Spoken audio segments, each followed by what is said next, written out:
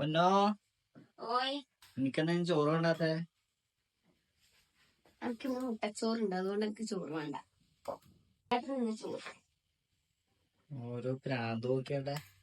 ഇപ്പൊ ഇവിടെ മുട്ടച്ചോറാ തോന്നുന്നത്. എനിക്ക് മുട്ടച്ചോറൊന്നും വേണ്ട, എനിക്ക് ഒന്നും ശരിയാവില്ല. എനിക്ക് നല്ല മുട്ട ബുർജിയും പിന്നെ നമ്മളെ സാധാരണ ചോറ് ചെറിയ അച്ചാറ്.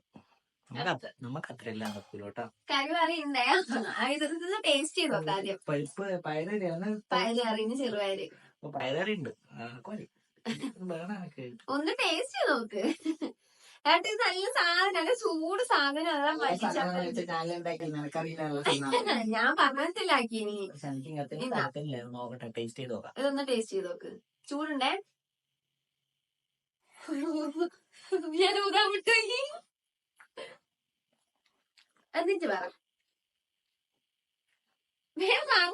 ഇവിടെ തെറ്റുവരാനൊന്നും പറ്റില്ല. അടിപൊളിയാണ്. പക്ഷെ ഞാൻ ഉണ്ടാക്കണ്ടായിരിക്കും ചിലപ്പോ. ഞാൻ ഇടക്കിടക്ക് ആക്കുന്ന സാധനം ഞാൻ പറഞ്ഞിട്ട് ആക്കിയത്. സാധനം ഒന്നുണ്ട്. സാധനം സൂപ്പറാണ്. പൊളി സാധനല്ലേ? കേട്ടാ, ഇഷ്ടപ്പെട്ടു. ഇതൊന്നും ഇഷ്ടമില്ലാത്ത ആളാണ് ഇഷ്ടപ്പെട്ടു. കറിയിട്ട് പെരക്കുന്ന അത്രയല്ലോ. പക്ഷെ നമ്മളത് വേറെ കുറച്ച് പൊടിക്കകളെല്ലാം ഉണ്ടല്ലോ.